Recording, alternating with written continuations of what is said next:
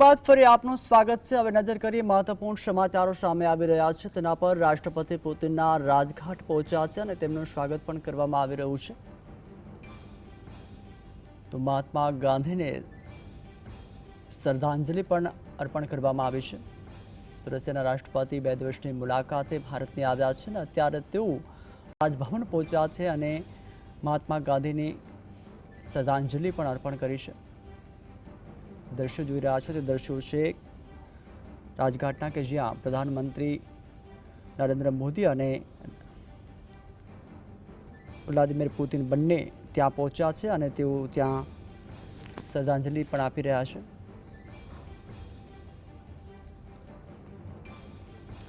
રશિયાના રાષ્ટ્રપતિ Vladimir Putin રાષ્ટ્રપતિ ભવનમાં 21 તોપોની સલામતી સાથે તેમનું સ્વાગત કરવામાં આવ્યું છે। ત્યારબાદ તેમને ગાર્ડ ઓફ ઓનર પણ આપવામાં આવ્યું છે। થોડી જ વારમાં તેઓ ત્યાં બેઠક પણ યોજશે અને 7 મંત્રીઓ પણ ત્યાં ઉપસ્થિત રહેશે। મોદી અને પુતિન વચ્ચે આજે 2 અગત્યની બેઠકો પણ થવાની છે। તેમાંથી એક બેઠક બંધ રૂમમાં થશે અને બંને નેતાઓની દ્વિપક્ષીય મુલાકાત દરમિયાન ભારત અને રશિયા વચ્ચે 25થી વધુ સમજૂતીઓ પર મહોર પણ લાગી શકે તેમ છે।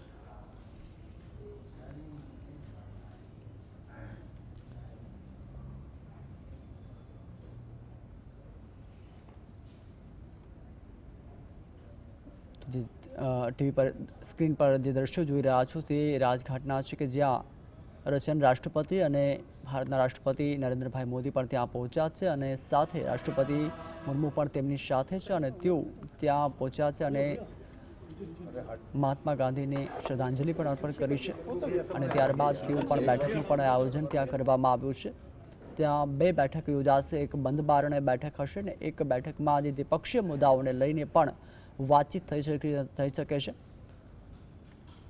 જેને લઈને આગળના સમયમાં ભારતને ઘણો ફાયદો થાય તેવી પણ અટકળો સામે આવી છે। તો રાષ્ટ્રપતિ પુતિન રાજઘાટ પહોંચી ગયા છે અને ત્યાં બેઠકનું પણ આયોજન કરવામાં આવ્યું છે અને આ બેઠકમાં દ્વિપક્ષીય મુદ્દાઓને લઈને પણ વાતચીત થઈ શકે તેમ છે। તો ત્યાં 2 બેઠકનું આયોજન કરવામાં આવ્યું હતું, જેમાં એક રાષ્ટ્રપતિ અને વ્લાદિમીર પુતિન અને નરેન્દ્ર મોદી જે બંધ બારણે બેઠક યોજશે અને બીજી બેઠક જે છે દ્વિપક્ષીય મુદ્દાઓને લઈને બેઠકનું આયોજન કરવામાં આવ્યું છે, જેમાં 7 મંત્રીઓ પણ ઉપસ્થિત રહેશે।